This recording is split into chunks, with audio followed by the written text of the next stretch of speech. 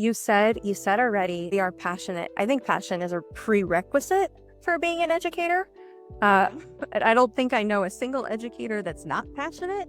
Right. Because we wouldn't be here if we weren't. We have so much to offer. We have so much creativity collectively, and so much experience. We know what these kids need because we spend every single day with them. And I hope that people are starting to realize that that our voices are true, and we only have the best intentions and ideas that we're trying to make the world a better place. Absolutely. And we just want to be trusted. Hello, everyone, and welcome to the Brighter Together podcast. My name is Janet Courtney, and my special guest today is Erin Smith. Erin is the Director of Elementary Education at Socrates Preparatory School, and that is in Castleberry, Florida. Erin, thank you for joining us today. Thank you. Thank you so much for having me. First, start off, tell everybody about your role and a little bit about Socrates Prep. Okay. Well, to start with my role, I'm the director of the elementary program here at Socrates Prep, which means that I oversee grades 1 through 5. That role I started last year. Before that, I was the middle school math and science teacher, and I also taught a bunch of middle school and high school electives classes. So last year I took over the elementary program, and it's a cool program. I love it. It's, like I said, it's all of the 1st through 5th graders. They're together in one building, and that affords us this really unique opportunity to be able to mix them up and place them where we need to place them. And I'm sure we'll get into more of that later. Mm-hmm. Our school is 1st grade through 12th grade. We're a private school here in Florida that affords us more flexibility to meet our kids where they need, which is a really, really foundational part of our structure and our whole being here. So you guys start at 1st grade, so you don't have like pre-K or kindergarten programs at all. It starts at 1st grade. We haven't yet. We haven't had anybody need it. So I'll catch it. We've really grown over the last 13 years. And we went from just a few kids basically around a kitchen table to a whole school. And we have almost 80 kids now. I could be wrong on that number, but and that's ranging from 1st grade through 12th grade right now. So wow. So do you have teachers that cross grades then as well? Like that teach more than one grade? So all of our teachers teach multiple subjects. There you go. Okay. Multiple grades. So like when I was in the middle school, basically department or what have you, like I said, I taught middle school math and science. That meant 6th, 7th, and 8th grade math and science. And then the elective classes were mixed, high school and middle school. So I would have students from 6th to 12th grade in those classes. Wow. That's a big range. That's a big range. And how did that work for you? I mean, what was it like to teach? Because I just find middle schoolers to be so much different than high school kids. So I can imagine the dynamic must have been really fascinating, actually, I think. So every single system is going to have benefits and challenges, right? Oh, of course, right, yeah. And our system is no different. The benefit is that kids are not put into any kind of grade or age-related box. And so we have kids in high school who are friends with kids in elementary school. Gotcha. Okay. And vice versa, and all across the range. And sometimes in those elective classes, there was a difference of maturity, but sometimes that difference of maturity afforded a lot more lessons than we could ever teach in a traditional classroom. How to have empathy for other needs, or how to work with people of varying backgrounds or skill levels. So, I think that challenges, of course, but I think there are also special things that they wouldn't get anywhere else. Absolutely. That's one of the things that I love about schools like this is that you don't have to, I mean, you can, and please don't think I hope you didn't think I was being critical, because that wasn't my intent at all. I think it's fascinating, and I think it's great. I mean, I think when you have children that learn how to interact with little kids and older kids and children that are, it's like, and nothing against only children and nothing against public schools that have grade levels. It's just really they're not exposed necessarily as much to all of those nuances, and inclusion schools as well have a different perspective. Every child is going to get some of it somewhere. So let's tell everybody about your structure and how you guys are handling the diversity that you seem to have at this school. I would love to hear about it so people kind of understand that. Well, I guess I'll introduce you first to the kind of diversity that we have. Sure. We really are an extremely diverse school. We talk a lot about needs and being needs-based or personalized learning and things like, education-y words like that. And the kinds of needs that we have is all across a huge spectrum. I mean, we have students on the spectrum. We have lots of neurodivergent learners, students with ADHD or, various different diagnoses. But we also have students that come from backgrounds of needing a smaller class size or more personalized learning or being able to pursue their own passion projects. We have students that we actually have one student right now who is working on his athletics career. So he needs to be able to have a little bit more flexibility in his learning journey. Okay. Yeah. So every single student that comes to us has some kind of need, just not usually the types of needs that someone would think of when you think of needs-based learning. So really, we work really hard at personalized learning paths for our students. And we look at, of course, the kinds of standards and things that they need to graduate, but we also look at what kinds of things they need. I think a really, really, really good way of showcasing this is, I think it was maybe my second or third year with us. I think it was actually my second year. We were in summer planning and we thought, oh my gosh, these kids, they need social skills. They need those skills that you don't normally learn in school, like reading, writing, arithmetic, your typicals. They need these 21st century skills. And here we're doing all this research and realizing these companies are looking for kids who are graduates who can collaborate better and communicate better and work with a team and actually build relationships with people and all of these 21st century soft skills, so they're called. So we do all this research and we start building this program where we call it Student Success. And we built that into our entire curriculum from first grade to 12th grade. They every single year have some kind of class related to this student success 21st century soft skills type of curriculum where we teach them how to be resilient. Awesome. How to problem solve. All these things that, everybody, when we graduate, we say, oh my gosh, I wish somebody would have taught me how to balance a checkbook or how to change my tire or, all these things that you just don't get in school. And we focus a portion of our curriculum on making sure that they get at least a taste of some of that and how to do it.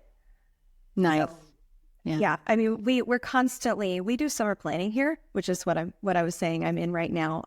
Oh, gotcha. Mm-hmm. Everybody's in the meeting and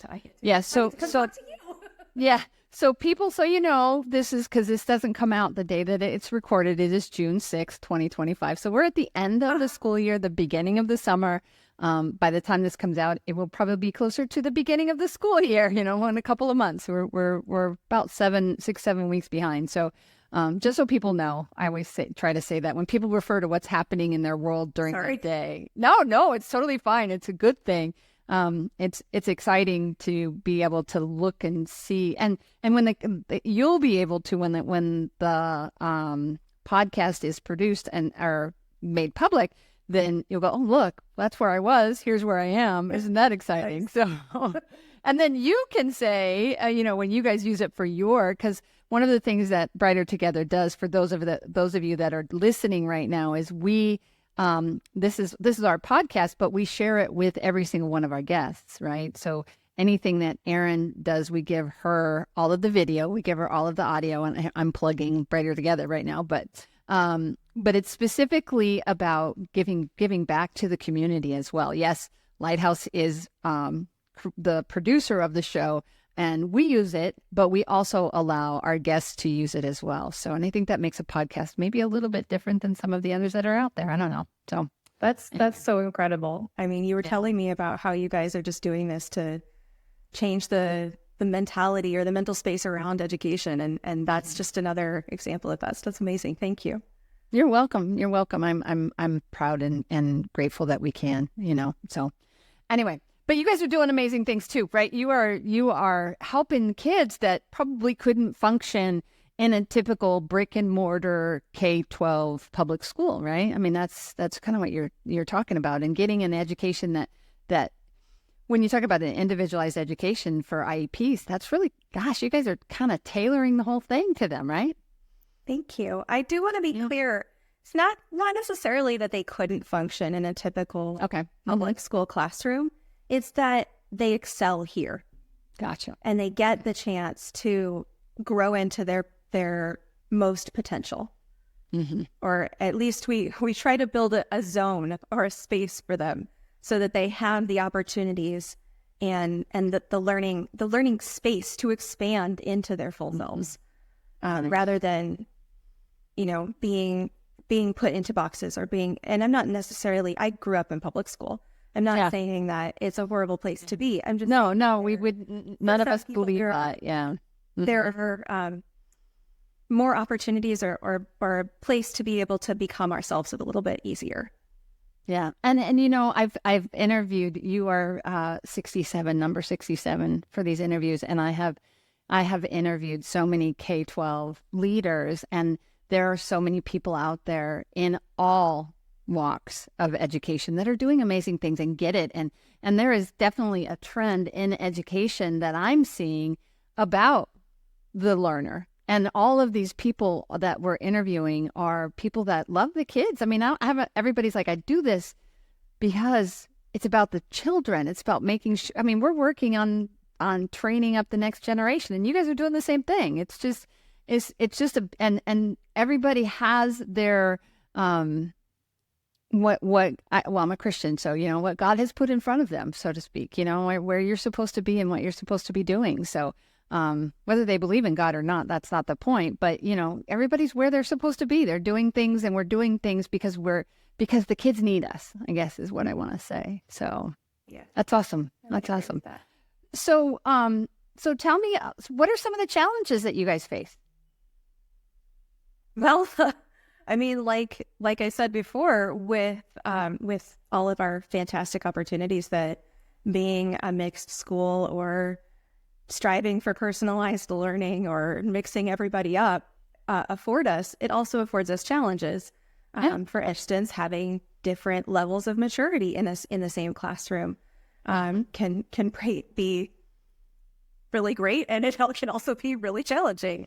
Right. We spend a lot of time, like I was saying, we're in summer planning right now, and we do summer planning so that we can spend the entire summer thinking, oh, how am I going to do this? How am I going to change this thing up? How am I going to make it better? How am I going to get more engagement, And one of those things is, how am I going to make it more personalized? What are these things that I can do? What are these PDs that I can do? What are these different skills or things that I can gain or try? So it's the challenge, I would say, is our flexibility. In that we don't have everything handed down to us in this neat little packet that we just follow.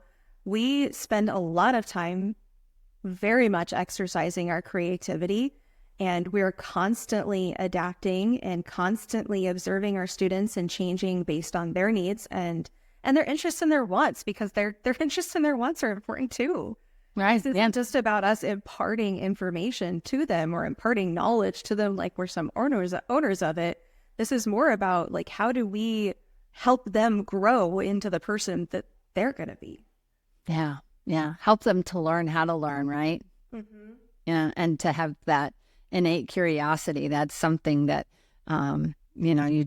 everybody wants for their kids. You learn how to read in the littles, you got to learn how to read and understand the rules of society and all of those things. But then there's this curiosity that kids have, and and fostering that and making it so that they can explore those exciting. It's definitely going to be a challenge, but that must be a great challenge because, I don't think you have a dull day. I bet you don't have a dull day at work. I do not have a dull day. But you bring up curiosity, and that's actually been a question that's spinning around in my head a lot for the last several years is what's happening to curiosity? Where's it going? And I do find that in this day and age, it's disappearing fast. And it was part of the reason that I wanted to come into the elementary program to see if I could figure out where it was going and how to better foster it so that it's not lost before middle school. Mm-hmm. So yeah. Do you find it's a big question that we should all be asking? Yeah. Oh, yeah. Yeah. And one of the things that I've seen, and I've asked this question many times, how do you find technology and social media? I mean, do you think that there's a piece of that is taking away some of that? Do you think that's a piece of it that's taking away that curiosity? I mean, I know it can obviously be a great tool as well, but it's such a balancing act, I think. In my opinion, I think everything is a balancing act. Yeah, well, true. And I think every single tool we get is one that needs to be met with thought and consideration and responsibility. I am a huge proponent of technology in the classroom. You can ask any one of my co-teachers that technology is probably one of my top things that I integrate into a classroom. I even coming down here to the elementary program, one of my first things was, how do I get these kids proficient with computers? Because this is their future. Oh yeah, it's not going away, right? We know. Yeah, that is the end all be all of it. No matter what we think or what we believe or what we want or what we don't want, technology is our future, and we have to figure out how to work with it instead of being either afraid of it or trying to control it, or we have to learn how to work with it. So, and that's the point, right? That's the material point right there, is learning how to work with it. Yeah, you cannot just cut it out. You cannot say no more, just no more, but you can teach a child. And I think it's great for boundaries too, establishing boundaries for kids and self-control. I mean, there's a lot of self-controls to say, I'm not going to look at that thing right now, or I'm going to use AI to better whatever it is that I'm doing, not just to give me the answer, but to help me to understand what it is I'm studying, so that, because it can dig a whole lot deeper, a whole lot faster than we can, which is amazing. It's like I know I've barely scratched the surface when it comes to AI, but we use it in Lighthouse. My husband has written scripts to help. He's super smart. I'm blessed beyond measure when it comes to him. He's our CTO, and we're a family business, but he actually made it so that our billing and our payroll, I mean, it processes it in 10 seconds. It's crazy how fast. Yeah. But, it took him several weeks of having AI help him write this script. I can't even tell you. And someone else is going, oh, I know exactly what she's talking about.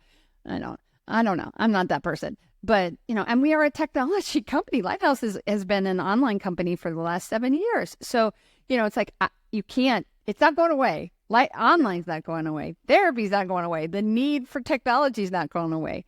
I graduated from college in 94, and the internet was just a thing that was just being talked about 31 years ago. That's how fast we have gone from barely even, I thought my husband was cool because he had a bag phone. 30 years later, we're, we have little computers on our hands, and so kids don't know the world without technology, and it's not going away for sure. Yeah, we have to be in our classrooms mindful that we are teaching within the future of education. The future of education is not next year or 10 years from now or 15 or 50. It is today. We are in the future of education, and we have to remember that. When I was going to school, I was definitely one of the kids that heard, you're not going to have a calculator in your pocket. And now, not only do we have the calculator in our pocket, we have the entire world of information in our pocket. Oh, yeah. So how do we use that? What does that mean? And so this conversation, which I think it needs to be a conversation around AI of, oh, well, why are we having our kids let the AI write our papers? What's that doing to our classrooms? What's it doing when AI can constantly give us the answer? We've been dealing with Siri giving us the answer for the last 10 years or more. Or Google. Whatever. Take your pick. Yeah. So what does that do to us? And that's a question we need to be asking. But it needs to be a question that we're exploring and discussing, and not a question of, oh, how do we shut it down? Right. It's how do we teach our kids to use their resources and use these things as tools and not be afraid of them and not be ruled by them either. And that's exactly it. It's the using the tools to your best advantage and have it be something that enhances what you do and not something that you run away from screaming. And I think that there's when you talk about my generation, because I was born in the late 60s, I'm 57 years old. It's like I'm at probably the last decade of my career, although my kids and my husband say I'm never going to retire, but because I love what I do. It's not work for me. I'm not working. I mean, this podcast and my role as a CEO, it's never boring. And I'm so mission driven that it is just fun. I never go, oh my gosh, I have to go into the office, and my office is in my house. So, it's like, you gotta love what you do in order to be a business owner, entrepreneur. I guess they call me an entrepreneur. I don't know. I just did what God asked me to do, honestly. But it's none of that would be possible if it wasn't for technology and my own desire to continue to learn. And I think that our generation, it's tough because we didn't grow up with computers at all. The computers weren't even a thing. I mean, we were the remote for the TV. Go change the channel, and the channel was 4. And wall phones and just, so many. We as this generation, those of us that are in our 50s and 60s do not, haven't grown up with it. We've been dragged along with it, but I mean, it's just an interesting. I've seen so many times in my career with online, that. The child comes to get on and there's a technical issue, right? And we have live tech support. So there's, the mom can call or the therapist can call, and it's the child who's fixing the issue, right? Because they are so tech savvy and they understand it innately. It's just something that, me, I have to go, okay, tell me. And I'm not a manual person. I'm not a reader. I'm an experiential learner. So I totally love what you guys are doing. But so my husband laughs at me because if something comes with a manual, I'm like, here you go. Because I'm not gonna read it because I don't learn that way, right? So he can do it, but it's just fascinating to. So if you're an older person like me in education, there is a need for us to continue to be curious and to continue to embrace the technology because it, again, is not going away. And I'm getting on my soapbox, so I'll stop. That's okay. I was on my soapbox a minute ago, so you're hurting. Yeah, there you go. It is a good thing to have passions. You and I both have very strong passions about what we're doing, and that is the beautiful thing about education is that we are making changes that are changing the world for the better for the next generation. So what other things would you like for people out there to know that we maybe have not covered yet, Erin? Oh my gosh. That's like picking stars out of the sky. Well, pick one. Just pick one. Usually I say, my usual question, and I wasn't even going to ask you it, but I'll ask that question. Okay, here's the question of if you could miraculously fix one thing, and it can't be money. It cannot be money because everybody needs more money in their schools. We know that. If you could miraculously fix one thing in your job and have it not be a problem anymore, what would that one thing be? Because that's pretty much probably where your passion is as well. What would it be? I'm gonna pick one. Okay, you don't have to pick them all, just one. I'm just gonna pick one. Yep. I think it's actually revolves a lot around what you're doing with this podcast is I think we need a better understanding that educators are doing their best, that educators need more support, and that educators need to be trusted more. Amen. We are wow, that's a great one. Tails off. You said already, we are passionate. I think passion is a prerequisite for being an educator. I don't think I know a single educator that's not passionate, right? Because we wouldn't be here if we weren't. Yeah. We have so much to offer. We have so much creativity collectively, and so much experience. And we know what these kids need because we spend every single day with them. And I hope that people are starting to realize that that our voices are true, and we only have the best intentions and ideas that we're trying to make the world a better place. Absolutely. And we just want to be trusted. Yeah. And not bashed around every time we turn on the television, or every time some Joe Schmo wants to tell us how to do our jobs, right? Yeah. I think that's such a great point. Yeah, if we could get that one miraculous thing fixed, boy, imagine that would be a different world.